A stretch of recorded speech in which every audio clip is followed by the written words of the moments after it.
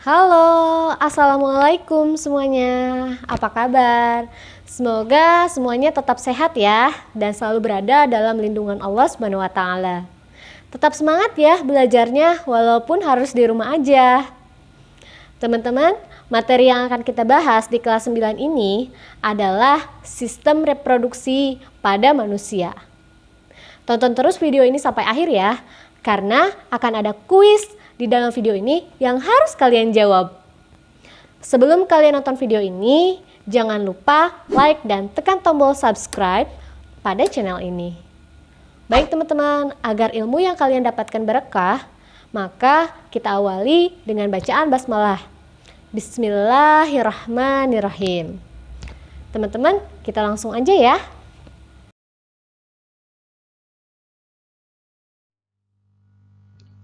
Nah, seperti yang tadi dijelaskan bahwa kita akan mempelajari tentang sistem reproduksi manusia.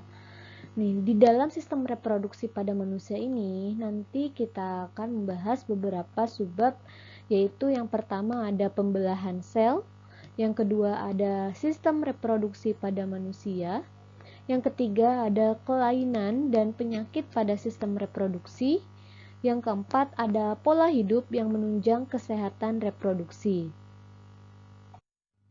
Oke, nah kita lihat di sini. Di sini ada sebuah keluarga, mungkin semuanya sudah pada tahu ya, ini keluarga Gen Halilintar. Nah, jika kita lihat di sini dari 11 anaknya itu kira-kira mirip nggak? Kira-kira mirip-mirip ya teman-teman. Di sini entahlah mirip mamanya atau mirip ibunya. Dari warna kulit juga sepertinya semuanya sama ya, dari bentuk mata, bentuk hidung. Nah, kenapa bisa seperti itu? 11-11-nya mirip semua gitu, hampir mirip ya teman-teman.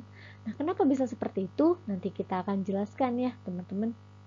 Mungkin di antara kalian juga ada yang mirip ayahnya, mirip ibunya, atau mirip neneknya mungkin. Nah, kita lihat ya. Nah, sebelum kita jelaskan, kita harus tahu dulu sistem reproduksi ya. Reproduksi itu apa teman-teman? Nah, reproduksi itu adalah upaya makhluk hidup untuk melestarikan spesiesnya. Jadi yang tadinya seperti tadi ayah dan bundanya cuma berdua, nah untuk melestarikan jenisnya maka dia harus bereproduksi atau berkembang biak seperti itu. Tujuannya untuk melestarikan keturunannya gitu. Nah, reproduksi pada manusia dimulai dengan terbentuknya sel kelamin. Nah, jika pada laki-laki sel kelaminnya adalah sperma dan pada perempuan sel kelaminnya adalah sel telur atau ovum bahasanya ya, teman-teman. Jadi pada sel kelamin pada laki-laki adalah sperma dan sel kelamin pada perempuan adalah sel telur dari kedua induknya. Jadi gitu ya. Nah, sel kelamin tersebut dihasilkan melalui pembelahan sel meiosis. Oke, apa itu pembelahan sel meiosis? Nah, dari pembelahan sel itu sendiri apa? Kok sel membelah gitu ya? Nah, pembelahan sel itu adalah proses yang membagi satu sel induk menjadi dua sel anak atau lebih. Oke, bisa kita ibaratkan ini ada sel induk. Nah, teman-teman bisa lihat, bisa ada satu sel induk, kemudian dia akan membelah menjadi dua sel anak atau lebih. Pada dasarnya, setiap makhluk hidup, semua makhluk hidup itu akan terus-terus membelah, gitu ya. Nah, kemudian dari dua sel anak itu, nah, sel anaknya ada dua. Sel anak itu juga kemudian bisa membelah lagi menjadi dua. Ada satu, ada dua. Yang sebelah kanan juga ada dua. Nah, jadi terbentuklah 4 sel anak seperti itu. Jadi terus saja membelah gitu ya. Jadi pada dasarnya setiap makhluk hidup selnya akan terus membelah ya. sebelum beralih ke pembahasan selanjutnya, kita harus tahu dulu sel itu apa. Mungkin sebelumnya ada pembahasan di materi-materi sebelumnya, sel itu apa. Nah, sel itu merupakan unit struktural dan fungsional terkecil dari makhluk hidup. Jadi, yang penyusun tubuh kita ini atau penyusun sebuah benda ini adalah yang namanya sel ya. Penyusun makhluk hidup itu yang paling kecil itu adalah sel. Jika kita ibaratkan selnya seperti ini, di sini ada sel, ada bagian-bagian sel yang di tengahnya itu ada inti sel. Kemudian, nah di dalam inti sel ini ada kromosom namanya. Nah, kromosom ini dia membawa materi pewarisan sifat, yaitu adalah gen gitu. Mungkin kalian pernah dengar sebelumnya apa itu gen ya. Nah, seperti itu ya. Jadi gen itu dibawa sama kromosom. Jadi kromosom itu ada di dalam inti sel. Seperti itu, teman-teman. Makanya kenapa orang tadi sekeluarga kok mirip-mirip ya? Ya, karena ada yang membawa materi pewarisan sifatnya itu adalah gen gitu ya. Jadi jika orang tuanya keriting, ya anaknya juga bisa jadi keriting seperti itu. Nah, tujuan pembelahan sel. Untuk apa sih sel itu harus membelah? Yang pertama, untuk pertumbuhan dan perkembangan. Contohnya, waktu kita bayi, misal waktu kita bayi itu kita tidak bisa ngomong ya, cuma bisa ngomong mama seperti itu. Nah, sekarang kita sudah bisa banyak berkata-kata. Artinya sel-sel yang ada di dalam otak kita itu terus membelah, teman-teman. Akhirnya kemudian dari yang tadinya kita pas baru lahir itu tinggi badannya itu hanya 50 cm, sekarang sudah misal 150 cm. Nah, berarti ada sel-sel di situ yang membelah sehingga kita bisa menjadi tumbuh dewasa gitu, tumbuh tinggi, tumbuh menjadi pengetahuan kita menjadi lebih banyak. Nah, itu karena sel-sel di dalam tubuh kita itu aktif terus membelah, seperti itu. Yang kedua, itu perbaikan sel yang rusak. Contoh kecil, misal kita kena luka ya, misal tangan kita kena sayatan pisau. Nah, lama-lama, misal tanpa kita tidak obati pun, luka itu akan sembuh dengan sendirinya.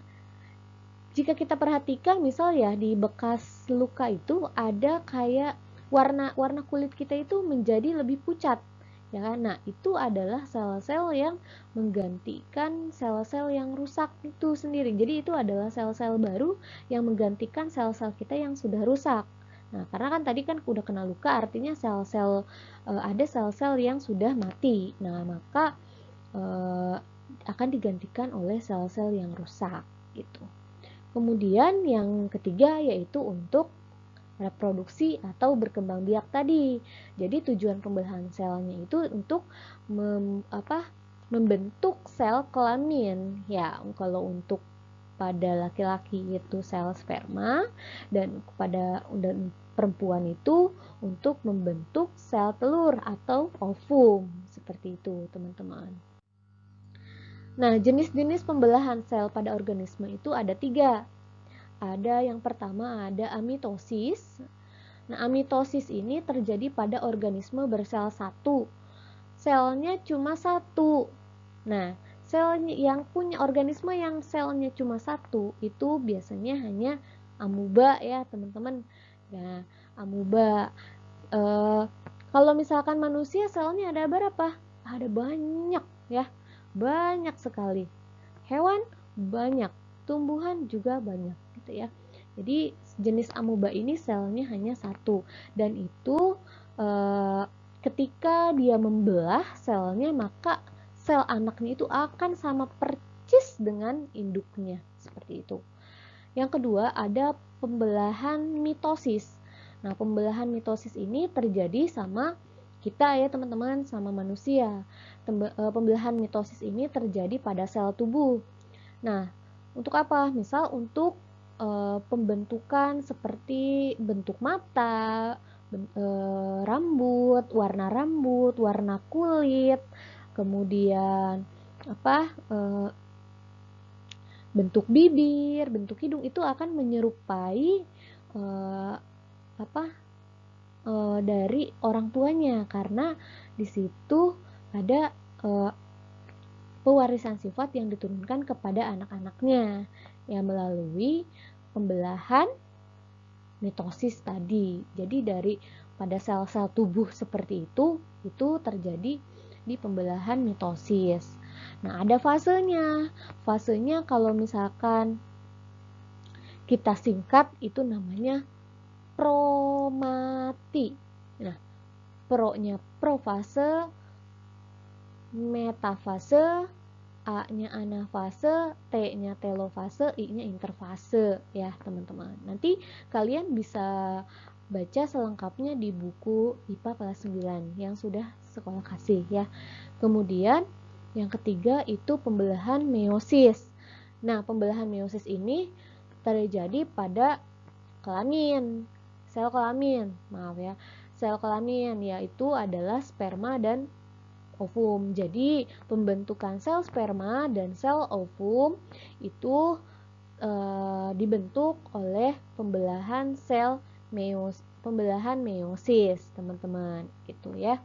Jadi fungsinya untuk reproduksi. Nah, teman-teman di sini bisa terlihat perbedaan pembelahan mitosis dan meiosis. Untuk pembelahan mitosis dia menghasilkan dua sel anak, tadi sudah digambarkan ya seperti yang tadi. Kemudian untuk meiosis menghasilkan 4 sel anak. Kemudian sel anak itu sama atau identik dengan sel induk untuk mitosis. Sedangkan untuk meiosis sel anak itu tidak sama dengan sel induk. Kemudian jumlah kromosom anak itu sama dengan jumlah kromosom induk untuk di mitosis. Sedangkan di meiosis kromosom sel anak itu jumlahnya setengah dari sel induknya.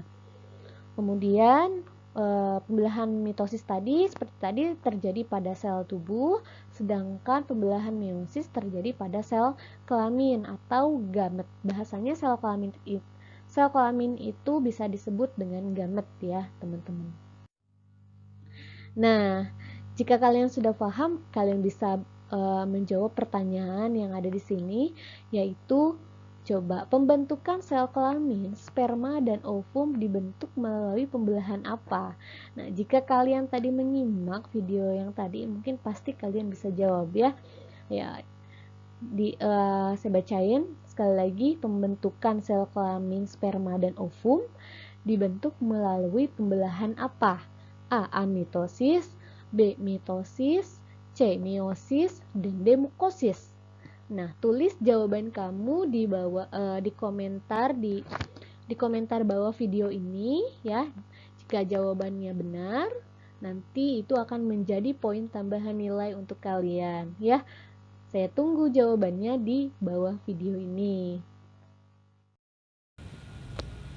Nah, teman-teman, itulah salah satu bukti kekuasaan Allah. Jelaslah bahwa semua peristiwa-peristiwa luar biasa ini tidaklah mungkin dihasilkan oleh suatu kebetulan atau dibuat oleh sel itu sendiri. Allah dengan kasih sayangnya yang tak terbatas menciptakan manusia dalam bentuknya yang sempurna dan memberkahinya dengan karunia yang tak terbatas pula. Nah teman-teman, sekian dulu video kita kali ini. Sampai jumpa di video berikutnya. Wassalamualaikum warahmatullahi wabarakatuh.